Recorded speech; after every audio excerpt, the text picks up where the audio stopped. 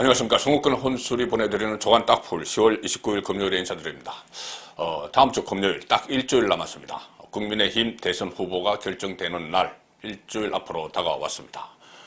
지금 이재명 후보는 민주당에서 후보로 확정이 되어서 현장을 지금 표박가를 하고 있죠. 자, 국민의힘은 이번 일주일 동안 다시 또 당내 경선이 마지막 불꽃을 튀길 겁니다. 튀기는데, 자, 그러면 지금 상황에서 현재 판세가 어떨까? 뭐 일반적으로 홍준표 후보가 민심, 일반 국민을 대상으로 한 여론조사에서 우세하고, 윤석열 후보가 당심, 책임당원으로 구성된 선거인단 투표에서 우세할 것이다. 이렇게 예상이 되고 실제 그런 여론조사 결과들도 나오고 있죠. 자, 그런데 오늘은 제가 윤석열의 당심, 홍준표의 민심, 이 안에 들어있는 어떤 취약성이 있습니다. 당심, 민심을 각각 확보를 하고 있다고 하지만은 거기에 따른 또 취약점이 있죠. 그 취약점을 설명을 드리면서 경선을 한번 예상을 해보겠습니다. 자, 일단 주요 신문의 오늘 기사에서도, 조간 기사에서도 국민의힘 경선 이야기를 크게 다루고 있습니다. 한겨레 신문 3면에 윤석열 중진들 이끌고 세과시 해견을 했다. 그러자 홍준표가 골목대장 노릇하느냐 이렇게 비난을 했습니다. 양쪽이 지금 상당히 공세 수위가 높죠. 그런데 뭐 사실 당내 경선에서도 이 정도는 항상 나왔습니다. 가장 치열했던 경선 2007년 박근혜 후보, 이명박 후보 경선 때는 이것보다 훨씬 더 수위가 높았죠. 자, 그렇게 우려할 상황은 저는 아니라고 봅니다. 지금 한겨레 신문이니까 이런 식으로 세가시 해견을 했다. 그리고 골목대장 노릇했다, 비난했다 이런 식의 제목을 뽑는 것이죠. 그리고 다른 일부 언론도 그렇게 뽑지만 그렇게 나중에 경선 후유증이 클 것 같은 그런 상황까지는 가지 않고 있다고 저는 판단을 합니다. 신경전이 격화하고 있다. 메모드급 이원군단을 꾸린 윤석열 전 총장이 정권교체 책임자를 자임하고 나서자 홍준표 의원은 패거리 구태 정치인을 모아 이길 수 있다고 믿는 사람이 바보, 이렇게 반격을 했습니다. 한국경제 보시면은 윤석열은 윤석열로 이겨야 문재인 정권이 가장 아프다. 홍준표는 당심은 민심을 이기지 못한다. 자, 홍준표 후보는 본인이 당심에서 밀린다는 걸 알고 있죠. 왜 안 오냐 하면은, 뭐, 여론조사도 있지만, 사실 1차, 2차 예비경선 컷오프 결과, 그것이 다 후보들은 가지고 있습니다. 그래서 당심에서 일반 책임당원 여론조사에서 졌다는 걸 알고 있죠. 크게 졌다는 걸 알고 있을 겁니다. 대신 여론조사, 업체들이 발표하는 데서는 홍준표 후보가 이기고 있죠. 윤석열은 정권 교체가 최고의 개혁이다. 권력에 맞서봐서 나의 야성은 굳건하다. 대장동 특검 반드시 도입하겠다. 자, 윤석열을 이겨야지 문재인 정권이 가장 아플 것이다. 문재인 정권 주변의 권력형 비리를 수사를 하다가 탄압을 당하고 중도에서 검찰총장직을 그만뒀기 때문에 그런 것이죠. 자, 홍준표 당심은 민심을 이기지 못한다. 윤석열 주변에 파리떼가 들끓고 있다. 현역 의원들, 원외 당협위원장들이 쭉 갔죠. 그래서 조금 전에는 골목대장로로 이렇게 했는데 이제 파리떼가 들끓고 있다. 2030 중도청 호남에서 외면당해서 본선에서 이길 수 있겠나? 윤석열에게 그렇게 이야기합니다. 이 부분이 상당히 중요합니다. 2030 중도청 호남. 윤석열은 외면당하는데 홍준표는 거기서 지지를 얻고 있다는 이야기죠. 이 부분은 잠시 후에 다시 분석을 해드리겠습니다. 그래서 이렇게 되니 이 조선일보에서도 우려를 표명을 합니다. 야당 경선이 진흙탕 싸움이 됐고 이렇게 되니 당 지지율과 정권 심판론이 동시에 하락하고 있다. 자, 동시에 하락을 하고 있을 정도로 진흙탕 싸움이 됐다. 이렇게 분석은 하지만 과연 그것 때문에 이 두 후보가 지금 경쟁하는 것 때문에 이렇게 지지율이 하락을 한 건지 또 다른 요인들이 있는 것인지 그것은 다시 좀 생각을 해봐야 되는 문제입니다. 이 4개 여론조사 기관이 같이 조사해서 발표하는 게 있죠. 전국 지표조사. 거기 보면은 정당 지지도 국민의힘이 32%, 민주당 35%, 2주 만에 일단 추월을 당했습니다. 그리고 정권 심판론, 지난주보다 2%포인트가 하락해서 49%, 국정 안정론, 1%포인트 상승한 41%. 그래도 뭐 50대 40으로 여전히 정권 교체를 해야 된다는 그런 여론이 지금 높습니다. 서울신문 보시면은 당심은 윤석열, 민심은 홍준표. 그런데 야당 역대급 깜깜이 초박빙 경선을 벌이고 있다. 지금까지 나온 여론조사 결과가 보면 이것을 반영을 합니다. 자, 이 여론조사를 제가 간략하게 소개해드리면 여러 가지 여론조사 결과가 나오지만은 어제 발표된 리얼미터 조사입니다. 리얼미터 조사에 보면은 지금 일반 국민 여론조사가 50%가 반영이 되고 책임당원 투표가 50%가 반영이 되죠. 그래서 일반 국민 여론조사의 질문 문항은 거의 확정이 됐습니다. 사지선다형. 앞에 먼저 후보들 경쟁 관계를 불러주고 그 다음에 4명의 경선 후보 중에서 누가 이재명과 대결했을 때 경쟁력이 있느냐 이렇게 묻는 방식인데, 자, 그 똑같은 방식, 지금 국민의힘이 실시하는 사지선다형 똑같은 방식으로 리얼미터가 여론조사를 했습니다. 자, 그래서 여기 보면은 일단 여기 전체에서는 홍준표가 윤석열을 5%포인트 이상 앞서는 것으로 나타났는데, 그 중에서 국민의힘 지지층만 딱 떼서 다시 보면은 윤석열이 홍준표보다 20%나 더 많이 받는다. 자, 그러면은 얼핏 보면은 50대 50, 여론조사 50, 책임당원 50인데 여론조사에서 홍준표가 5% 앞서고 책임당원에서 윤석열이 20% 앞서면은 윤석열이 훨씬 유리한 것이죠. 그런데 여기서 이야기하는 국민의힘 지지층은 책임당원은 아니죠. 일반 국민을 여론조사를 하면서 여론조사 샘플 한 2,000명 중에서 어느 정당을 지지하느냐고 물어봤을 때 국민의힘을 지지한다는 그 샘플만 가지고 따로 분석을 하면은 윤석열이 홍준표보다 20%포인트 앞선다는 겁니다. 그러니 책임당원에서 20%포인트 앞선다. 이렇게 연결시키기에는 좀 무리가 있습니다. 책임당원들은 그냥 국민의힘 지지한다. 이 안에도 책임당원이 일부 들어가 있을 수 있지만 어쨌든 이 책임당원들, 투표권을 갖는 책임당원들은 이 정치에 상당히 익숙하죠. 정치 분석도 합니다. 그렇기 때문에 좀 일반 국민 여론조사 또는 일반 국민 여론조사 안에 있는 국민의힘 지지층과는 또 결이 좀 다를 수도 있습니다. 자, 사지선다 방식으로 이렇게 물으니 일반 국민 대상입니다. 홍준표 38.2, 윤석열 33.1, 이래서 5.1%포인트가 차이가 나는 것이죠. 그 다음에 유승민이 10.9, 원희룡 4.1인데, 이 방식은 조금 전에 말씀드린 사지선다형으로 한 거고, 또 여기서 이 연령대를 보면은 연령대가 낮을수록 홍준표, 높을수록 윤석열, 이 구도도 확인이 됐습니다.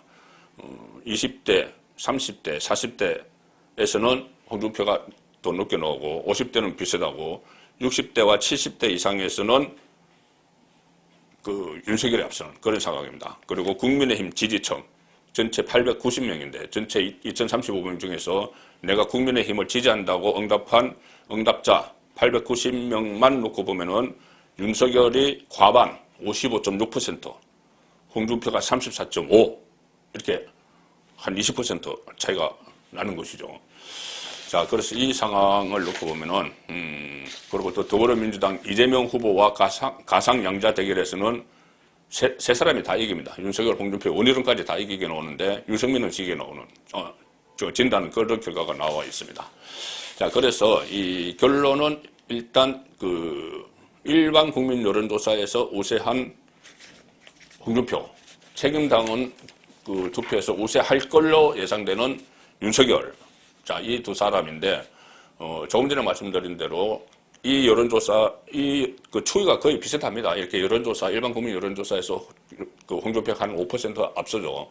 그리고 국민의힘 지지자들만 하면은 윤석열이 압도적으로 앞섰는데, 일단 먼저 일반 국민 여론조사, 홍준표가 앞서는 이 조사의 취약점은 뭐냐면은, 홍준표 후보는 계속 확장성이라고 이야기하지만, 물론 확장성 부분도 전혀 없지는 않습니다. 그리고 이 비중이 어느 정도인지는 수치로 나타나기 어렵지만은 이른바 역선택 논란이죠. 역선택 논란. 이 역선택 논란이 홍준표 후보를 비판을 하기 위해서 나오는 용어만은 아닙니다. 물론 뭐 확장성도 있지만 중도 또는 진보 쪽에서 문재인 정권에 실망한 확장성도 있을 수 있지만 수치를 보면은 최근까지도 그런 수치가 계속 나옵니다. 이 똑같은 조사에서 홍준표 후보를 지지한 사람들 중에서 민주당 지지자만 따로 떼서 분석을 해보면은 예를 들어서 이 야권 후보 적합도 조사에서 윤석열, 원희룡, 유승민 여기 홍준표가 들어갔을 때 적합도 조사에서 민주당 지지자들이 가령 한 25% 정도가 민주당 지지자 중에서 25% 정도가 이 홍준표를 지지를 하는데 똑같은 조사에서 야권 후보 적합도 조사가 아니고 대통령 적합도 조사 그렇게 하면은 이재명도 끼어들죠. 이재명도 끼어들고 또 사자 대결을 하면은 뭐 심상돈도 끼어들고 뭐 이렇게 됩니다. 그 경우에는 민주당 지지자 중에서 홍준표를 지지하는 사람이 한 2%, 3%대로 확 줄어듭니다. 나머지는 이재명에게 간 거죠. 뭐 심상정에게 가거나 사자 대결이면은. 자, 그렇기 때문에 이런 여론조사가 나타나고 있기 때문에 그 정도 수치, 그러니까 민주당 지지자가 빠져나가는, 본선에서는 빠져나갈 수 있는, 자, 그 정도 수치가 지금 일종의 역선택 아니냐. 그 역선택이 홍준표 후보가 만만해서 선택했다기보다는 그래도 민주당 지지자가 볼 때 국민의힘 주자 중에서는 그래, 홍준표가 제일 낫다 해서 선택을 하는데 본선에 가면은 본인이 원래 지지하던 민주당 후보가 있기 때문에 결국은 표로 연결이 안 된다. 자, 그것이 일종의 역선택인데, 자, 그런 부분이, 얼마나, 반영이 될까. 그리고 본선에서 이제 그런 역선택 논란이 일어나면은 일반 국민 여론조사에서, 과연 어쨌든 그렇다고 하더라도 경선 결과에는 반영이 되는 것이죠. 반영이 되기 때문에 그것이 얼마나 있을지. 자, 그 부분이 나중에 또 본선 가면 최악성이 되어버리기 때문에 그것이 홍준표가 앞서는 일반 국민 여론조사의 허점이라고 볼 수 있습니다. 자, 그러면은 윤석열이 앞서는 책임당원 투표는 어떤 것이냐. 지금 윤석열은 조금 전에 말씀드린 대로 뭐 중진들 쫙 해서 캠프에 많이 가 있죠. 현역 의원들이 많이 가 있고 또 원외 당협위원장들도 많이 가 있습니다. 그러면은 과거 같으면은 상당히 당원 투표에서 상당히 유리합니다. 왜 그러냐면은 과거에는 이런 후보 선출 같은 것 하거나 아니면 대표 뽑는 전당대회를 하면은 동원을 하죠. 당협위원장들이 그 당협 안에 있는 투표권을 가지고 있는 책임당원들을 버스로 이렇게 동원을 하는 그런 형식이기 때문에 투표하러 가자고. 그리고 그때 이제 당협위원장의 의사가 중요하죠. 나는 뭐 A 후보를 지지한다. 이렇게 이야기를 하고 같이 투표하러 가는 겁니다. 그런데 지금은 코로나 때문에 어떤 한 곳에 모여서 투표하는 것이 아니고 모바일 투표를 하죠. 그래서 당협위원장 윤석열 주변에 많이 있지만은 그것이 실제로 전부 다 당협 안의 책임당원들의 투표에 영향을 직접적으로 미치는 그 비율은 크지 않을 것이다. 자, 그것이 하나의 당원 투표에서 앞서는 윤석열의 취약성입니다. 허점입니다. 그리고 지금 신규 유입 당원도 표심을 잘 모르는 거죠. 1차, 2차 예비 경선 때보다 지금 본 경선에서는 신규 새로 가입한 당원들 19만 명 정도가 투표권을 갖습니다. 자, 그래서 이 19만 명 중에는 기존에 있던 50대, 60대, 70대 이상도 물론 많이 새로 입당을 했지만은 2030, 40, 또 홍준표가 유리하게 조금 전에 나왔던 그리고 이 수도권 지역에서 많이 새로 당원을 가입을 했기 때문에 신규 당원들의 표심이 또 어디로 갈지 좀 예측하기 어렵다. 자, 그래서 이 두 가지 홍준표 당심에서 앞서는 윤석열, 여론에서 앞서는 홍준표 이렇게 양쪽에서 앞서는 건 사실이지만 취약성도 있다. 자, 그 설명을 드렸습니다. 그리고 민주당도 지금 이재명 후보가 확정이 됐지만은 뭐 끝나도 끝난 게 아니다. 그런 이야기가 계속 나오고 있습니다. 오늘 세계일보 보시면은 이재명에 대해서 대권과도 흠노다, 지지율이 정치하고 중도 비호감, 원팀의 역설, 이재명의 삼중고, 이런 분석 기사를 실었습니다. 원팀의 역설이라는 것은 이 다른 경선 후보들을 포용을 해야 되는데, 그래서 포용을 해야 되기 때문에 그 후보들에 대해서 어떤 공약들을 이재명의 공약으로 막 가져가고 있습니다. 그런데 그렇게 되면은 이재명이 본인 나름대로 어떤 그 실용주의 이런 것을 내세웠죠. 그런데 그것과 다른 경선 주자들 정책 공약 개성을 하게 되면 서로 부딪히는 부분이 있기 때문에 이재명만의 색깔을 내기 어렵다. 그래서 원팀의 역설, 그리고 중도 비호감은 형수 욕설 같은 도덕성 문제, 또 대장동 의혹, 지지율 정치는 여당 후보가 선출됐어도 30%대 박스권에 갇혔다. 그리고 가상양자 대결에서 조금 전에 보여드린 대로 홍준표, 윤석열, 원희룡에 밀리고 있다는 겁니다. 그리고 어제 제가 말씀드렸죠. 음식점 총량제. 자, 이 발언을 해서 전체주의적 발상이다. 그 맹폭을 받고 있죠. 여당 내부에서도 그런 이야기가 나오고, 심지어 진중권 전 교수는 공산주의적 발상이라는 표현까지 썼습니다. 자, 그런데 그것을 또 해명을 하다가 이재명이 또 자영업자들에게 상처를 주는 말을 했습니다. 불나방들이, 자영업자 빗대서 불나방들이 이렇게 발언을 했습니다. 불나방은 어떤 불이 있으면 거기 막 달려들다가 타서 죽고 하는 것이죠. 일단 그 음식점 허가 총량제에 대해서는 또 발을 뺐습니다. 당장 시행한다는 것은 아니고 고민해 볼 필요는 있다. 이렇게 한 발 물러섰지만 야권에서는 원희룡 후보 같은 경우에 헛소리 총량제부터 실시하자. 이렇게 비난을 하고 있는데, 자, 이 과정에서 이재명이 해명을 하다가 이렇게 이야기합니다. 우리는 규제 철폐 만능, 자유 만능이라는 잘못된 사고가 있다. 아무거나 선택해서 망할 자유는 자유가 아니다. 불나방들이 촛불을 향해 모여드는 건 좋은데 너무 지나치게 가까이 촛불에 타는 일은 막아야 한다.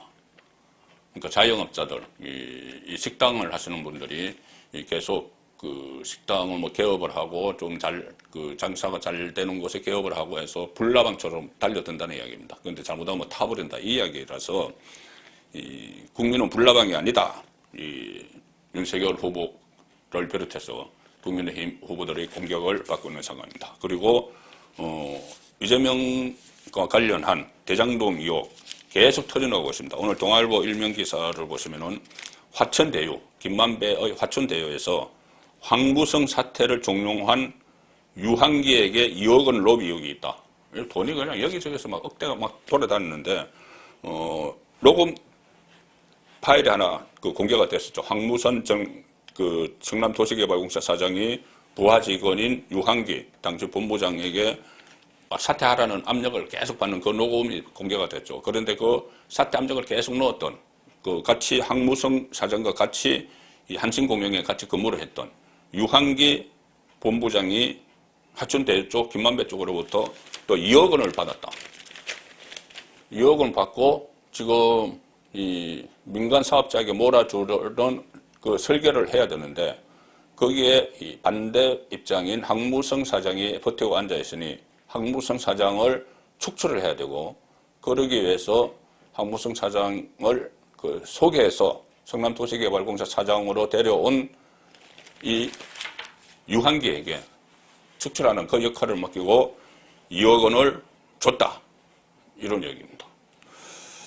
10월 29일 보내드린 조간 덕풀이었습니다.